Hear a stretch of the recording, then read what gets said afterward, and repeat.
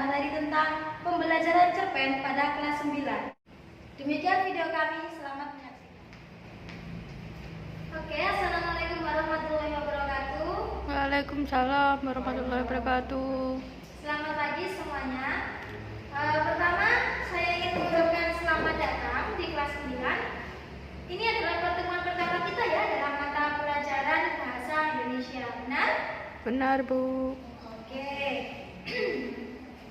Perkenalkan dulu, nama saya Ibu Dini Rizky Pratini. Jadi kalian bisa memanggil saya Bu Dini ya. Selanjutnya, Bu Dini mau mengabsen kalian. Sekalian kalian perkenalan. Jadi, silakan perkenalan dengan menyebutkan nama panjang dan nama panggilan kalian beserta nomor absen. Paham? Paham, Bu. Oke. Silakan dimulai dari kamu.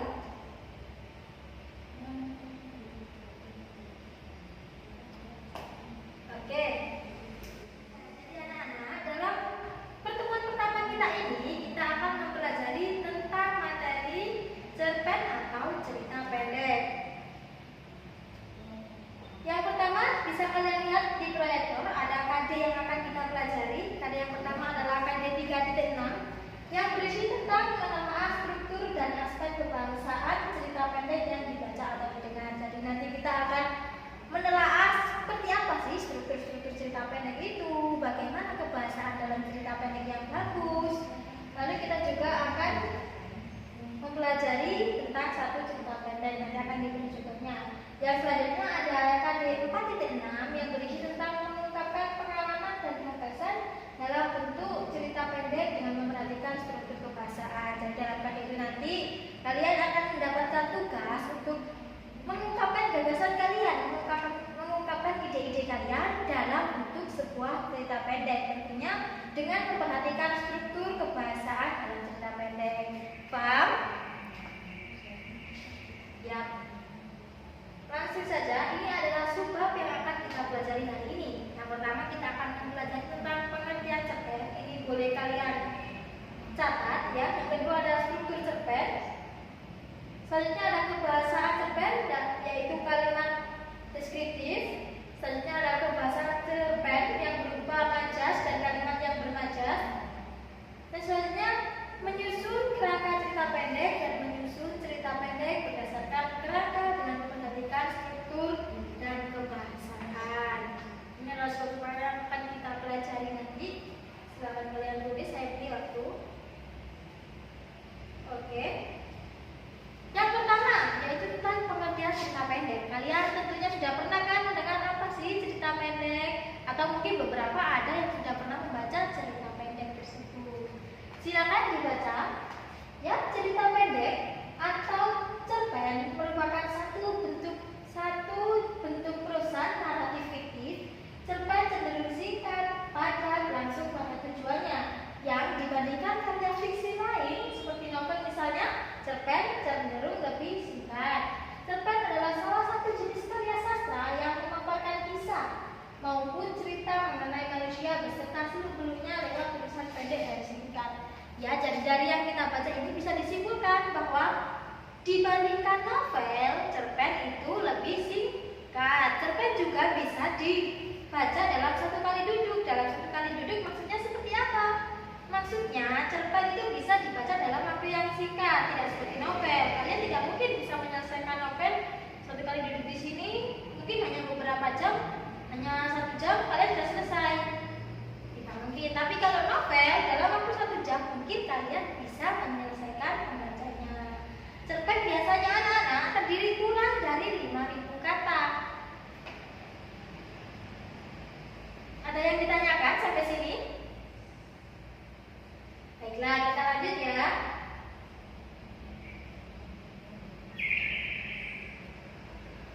Oke, sebelum ke materi yang selanjutnya, ingatkan, jangan ada yang bicara sendiri karena nanti di akhir pertemuan kita hari ini akan ada kuis di mana kalian akan diberi pertanyaan-pertanyaan dan kalian harus menjawabnya.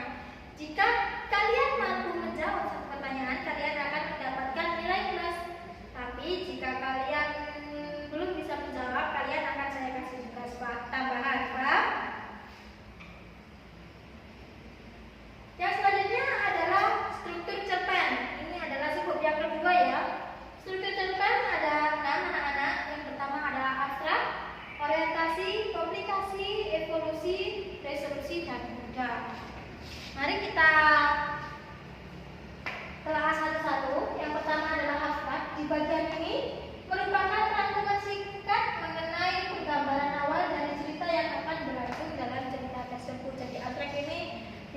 dibilang pemaparan awal ya. Jadi sesuatu di awal cerpen yang memberikan gambaran seperti apa sih cerita ini, bercerita tentang apa cerita ini, seperti itu. Yang kedua adalah orientasi.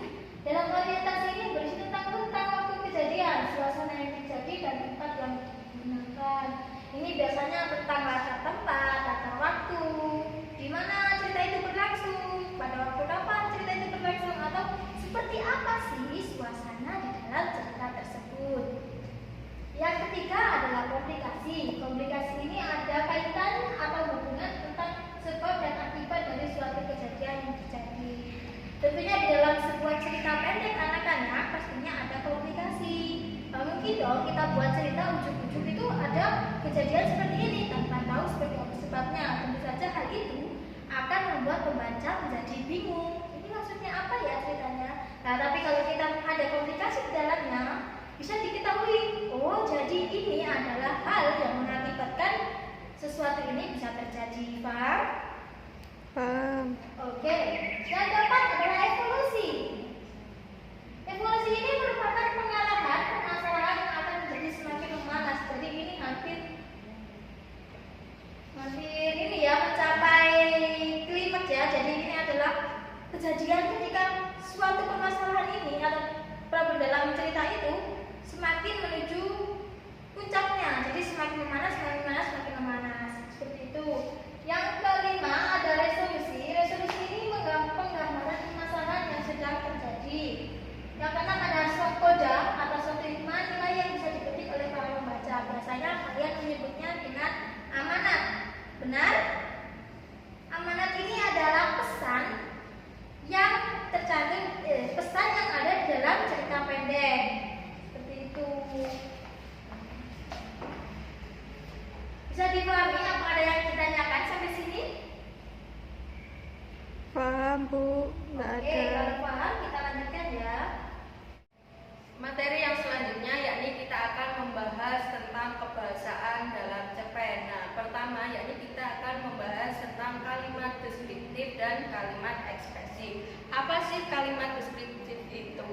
Yakni yang pertama, kalimat deskriptif adalah suatu kalimat yang berisi pemaparan secara rinci atau jelas. Bisa juga diartikan kalimat deskriptif adalah suatu kalimat yang di dalamnya terdapat gambaran sifat-sifat atau ciri-ciri khusus suatu objek yang sedang dijelaskan. Nah, jadi kalimat deskriptif itu kalimat yang kita itu menjelaskan atau menggambarkan sesuatu secara rinci dan jelas. Nah, dalam cerpen kalimat deskriptif ini digunakan untuk menggambarkan suasana, tempat, tokoh dalam cerita. Jadi ketika kita membuat cerpen, kita itu menggunakan kalimat deskriptif. Contohnya, rumahnya sangat besar dan mencolok karena warna cat temboknya merah pekat. Jadi diceritakan di situ kenapa kok rumahnya itu terlihat besar dan sangat mencolok karena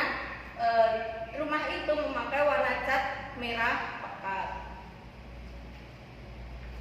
Selanjutnya yakni ada kalimat ekspresif. Kalimat ekspresif adalah kalimat yang di dalamnya menggambarkan perasaan dan keadaan, atau bisa diartikan lain, kalimat ekspresif adalah kalimat yang memberikan gambaran atau menyatakan perasaan yang dalam. Jadi kalimat ekspresif ini biasanya digunakan untuk menggambarkan ketika menceritakan kita sedang merasakan sesuatu. Contohnya, bulu kuduku merinding ketika melewati kuburan itu. Nah, itu kan merupakan perasaan atau hal yang sedang terjadi pada diri kita. Selanjutnya, kemenangan timku pada pertandingan kali ini sangat luar biasa. Itu adalah contoh yang kedua. Selanjutnya, kebahasaan cerpen tentang majas. Nah, sebelum kita masuk ke majas, apakah ada pertanyaan dari kalimat deskriptif dan kalimat ekspresif? Ada yang ditanyakan? Tidak ada, Bu. Kalau tidak ada, saya lanjutkan ke majas. Nah, majas adalah gaya bahasa yang dipakai pada sebuah karya sastra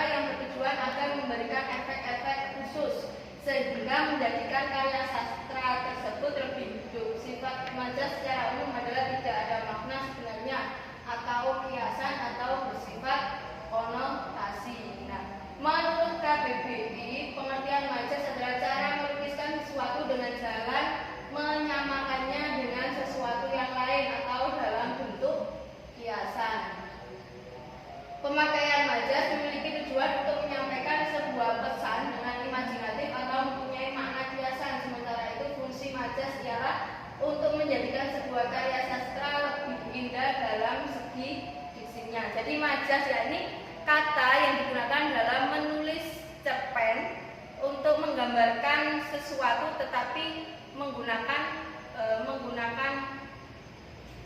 bahasa yang lain atau bahasa konotasi.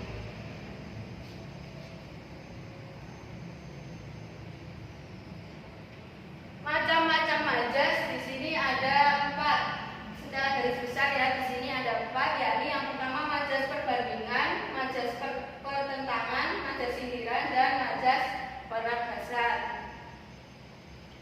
Pertama, majas perbandingan. Nah, majas perbandingan ini digunakan untuk majas perbandingan bertujuan untuk membandingkan atau menyandingkan sesuatu objek atau menyandingkan sebuah objek dengan objek lain melalui proses menyamakan, melebihkan atau mengganti. Nah, dalam majas perbandingan ini dibagi menjadi beberapa subbab lagi. Nah, di antaranya yakni ada majas personifikasi. Majas personifikasi adalah majas yang menggambarkan benda tak bernyawa seolah-olah hidup dan mempunyai sifat-sifat seperti manusia.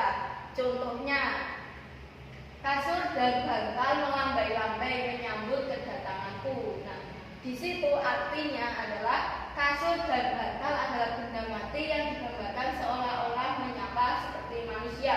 Maksudnya, kasur dan bantal melambai-lambai menyambut kedatanganku. Nah, di situ kan padahal kasur dan bantal adalah benda mati. Kenapa kok dia bisa melambai-lambai untuk menyambut kedatanganku? Nah, itu adalah disebut dengan majas personifikasi. Bisa dipahami? Bisa, Bu. Saya lanjutkan ya. Selanjutnya ada majas metafora. Nah, majas metafora adalah majas yang meletakkan objek bersifat sama dengan pesan yang ingin disampaikan dan bentuk ungkapan. Contoh dari majas metafora yakni Alena baru bangun saat Raja Siang berada di tengah-tengah langit. Artinya di situ adalah ada majas metafora yakni Raja Siang. Apa sih arti Raja Siang itu? Yakni Raja Siang yang dimaksud adalah matahari. Jadi dalam kita membuat cerpen itu kita harus menggunakan bahasa atau menggunakan majas yang menggunakan majas yang bisa menarik perhatian pembaca. Nah, seperti ini tadi menggunakan majas Raja Siang, yakni padahal Raja Siang adalah menggambarkan tentang matahari. Selanjutnya ada majas hiperbola, adalah majas yang mengungkapkan sesuatu dengan kesan berlebihan bahkan hampir tidak masuk akal. Contohnya, orang tuanya banting tulang mencari nafkah sementara anaknya justru menghambur-hamburkan uang. Nah, majas banting tulang yakni artinya adalah bekerja Keras. Nah, hiperbola adalah majas yang menggunakan sesuatu dengan kesan berlebihan bahkan hampir tidak masuk akal. Nah, banting tulang kan bisa disebut dengan bahasa yang berlebihan. Masa iya kita bisa banting tulang? Nah, itu hanyalah sebuah majas yang digunakan dalam membuat kalimat atau dalam cerpen. Selanjutnya yang kedua adalah majas pertentangan. Majas pertentangan menggunakan kata-kata kiasan yang bertentangan dengan maksud asli sang penulis. Nah, dalam majas pertentangan ini juga dibagi menjadi beberapa majas atau beberapa subbab majas. Nah, yang pertama adalah salah satunya adalah majas paradoks. Adalah majas yang membandingkan situasi sebenarnya dengan situasi sebaliknya. Contohnya, dia itu orang kaya tapi miskin. Nah, artinya seperti apa? Orang kaya kok tapi miskin. Nah, bisa diartikan dia itu orang kaya dalam hartanya tapi miskin dalam ilmunya.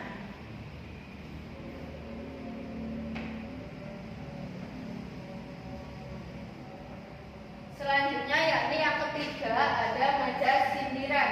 Majas sindiran yakni menggunakan kata-kata kiasan yang memang tujuannya untuk menyindir seseorang ataupun perilaku dan kondisi. Nah, dalam majas sindiran ini ada majas ironi. Majas ironi adalah sindiran halus dengan menggunakan kata-kata yang bertentangan dengan fakta atau kenyataan yang ada. Contohnya, pintar sekali anak itu sampai-sampai 2 kali tak naik kelas. Nah, itu merupakan sindiran terhadap anak yang tidak naik kelas atau anak bodoh. Padahal tidak naik kelas, tapi dia menggunakan kata pintar. Jadi itu adalah disebut majas ironi. Selanjutnya yang keempat adalah majas penegasan. Gaya bahasa yang digunakan majas penegasan bertujuan untuk meningkatkan pengaruh kepada pembacanya supaya menyetujui sebuah ujaran. Di dalam majas penegasan ada majas pleonasme, yakni majas yang menggunakan kata-kata sama sehingga terkesan tidak efektif.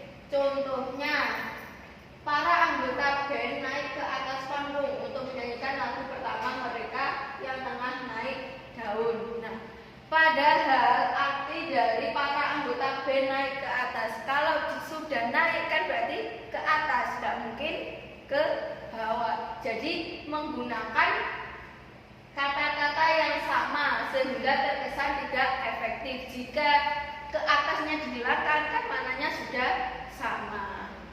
Bisa dipahami? Bisa.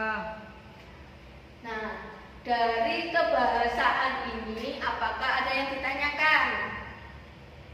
Bagaimana? Paham, Bu? Kalau tidak, saya kasih contoh cerpen. Nanti kalian bisa mencari kebahasaan atau mencari kalimat ekspresif dan deskriptif. Juga mencari majas yang ada di dalam contoh cerpen yang Ibu kasih ini ya. Kalian bisa membentuk kelompok 3-3. Nanti setelah mengerjakan ini, kalian dari masing-masing kelompok bisa perwakilan satu untuk mempresentasikan hasil dari yang dikerjakan. Ada yang tanyakan? Kalau tidak ada, silakan mengerjakan.